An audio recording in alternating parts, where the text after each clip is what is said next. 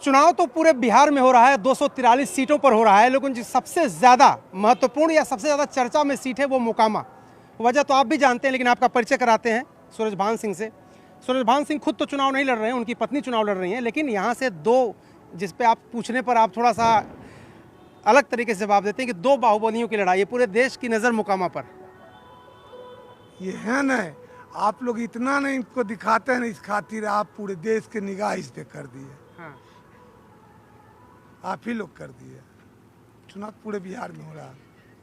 क्या ये सच नहीं है कि दो बाहुबलियों की जंग है यहाँ पर मोकामा में? बाहुबली सबसे ज्यादा ताकत में जनता में है, सबसे बड़ा बाहुबली तू है। आपको पसंद नहीं है शब्द?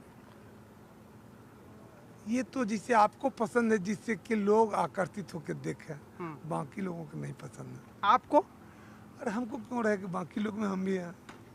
एक सवाल मैं आपसे ये पूछ रहा हूँ कि जो यहाँ से विधायक हैं वो तो अब लड़ नहीं रहे हैं चुनाव, अब तो उनके पति चुनाव लड़ रहे हैं, तो दोनों में अंतर क्या आपको लगता है? कौन ज़्यादा चुनौती आपको आपके सामने देगा? क्या अनंत सिंह ज़्यादा चुनौती देंगे या फिर उनकी पत्नी थी? जितने बड़ी है उम्मीदवार कोई भी हो, एक जगह 10, 8, 7, 6 उम्मीदवार होते हैं, उसमें हम लोग भी हैं। कैसे माने कौन कमजोर है? आप डायरेक्ट सीधे वार नहीं कर रहे हैं, जबकि वो आपका नाम जब लेते हैं, अनंत कुमार सिंह जैसे ही नाम लीजिए आपका, वो तो फिर बयान देने से चूकते नहीं। आप क्यों? चलिए जिससे कि जिनको जो समझ होता है, आम लोगों का, राजा हो, रंग हो, फकीर हो, सबों की सोच अलग अलग है। क्या होगा चुनाव में, जरा बता दीजिए इस बार, क्योंकि आखिरी समय में आपने पशुपति पारस को छोड़ करके आरजेडी में आप आए हैं। क्या उम्मीद आपको लग रही है, क्योंकि अनंत सिंह लगातार करें 1 लाख से ज़्यादा वोट से जीतने वाला हूँ? देखिए, मैं तो ये नहीं जानता हूँ, मैं इतना ज़रूर याद हमको है कि देश आज़ादी 1947 में हुई और 1952 से पहली चुनाव हुई, विधानसभा हो, लोकसभा हो, वहाँ से अभी 2025 हो गया है। ऐसा एक आधे को ऐसा आदमी होंगे जिनको लोकसभा हो या विधानसभा हो उसमें 1 लाख वोट आया होगा।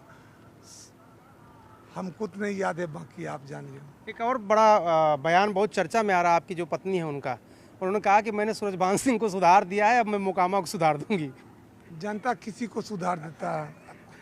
आपका क्या मार्जिन मतलब आपको क्या लग रहा है, जैसे आप कई दिन से घूम रहे हैं इस क्षेत्र में, मार्जिन क्या लग रहा है आपको? मार्जिन हम नहीं बता सकते हैं, जनता बतावेगा।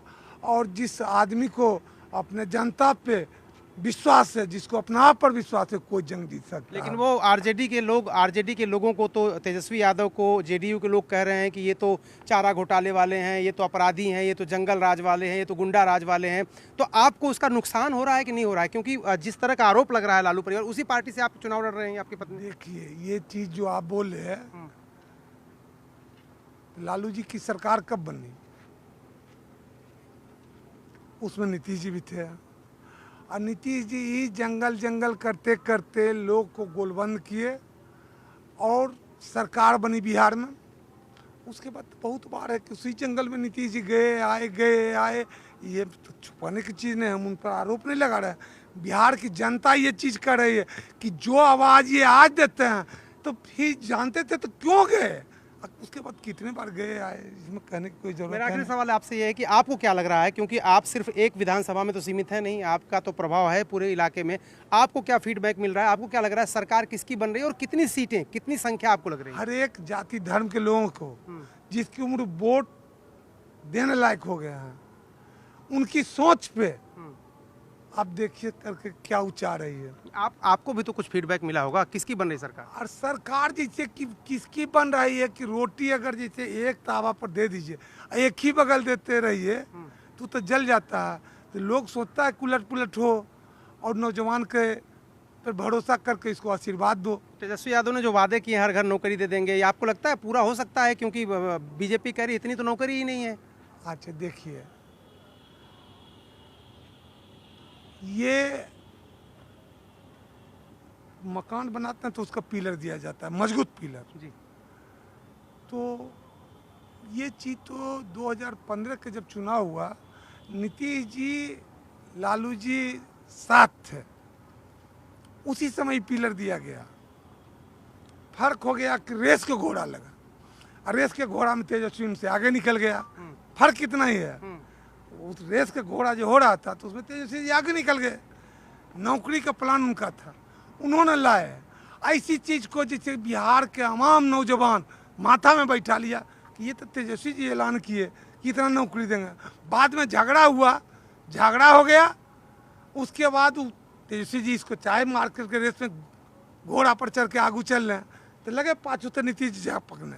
उनके साथ बीजेपी भी थे, जो कि जब ये चीज़ को उन्होंने जैसे कि जब अलग हुए तो ये आवाज़ दिया गया कितनी नौकरी के लिए कहाँ लाएंगे, कहाँ पैसा आएगा, कहाँ पैसा है। लेकिन इतनी मजबूर कर दिया बिहार की जनता जो कि नीतीश जी को ये लागू करना पड़ा और लोगों का जिस विभाग में कर्मचारी कम था उसमें भरना शुरू किए। और अब तक कहते हैं कि हम भी इतना देंगे, लेकिन प्लान तो पिलर तो दिया तेजस्वी जी का। और ये पिलर जाके बैठ गया नौजवानों के हाथ में, हर एक जाति धर्म में। ये नहीं कि हम जिस जाति थे, सभी जाति धर्म के लोगों में।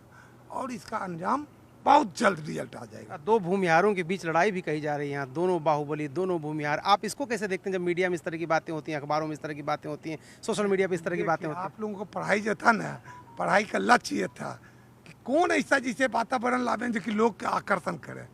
तो ये चैनल ये आपको नहीं कर रहे हैं, सारी चैनल वाले कर रहे हैं, सब हमारे भाई है। तो इनका ये इस चीज़ का, लेकिन बिहार की जनता जो सोचता है ना वो कर बैठता है।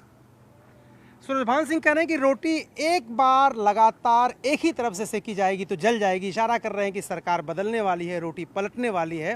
और साथ ही साथ मोकामा के बारे में कह रहे हैं जनता मालिक है, जनता जिसको चाहेगी वही जीतेगा। कैमरामैन कमलदेव के साथ अरुण सिंह, न्यूज़ 18 इंडिया, मोकामा।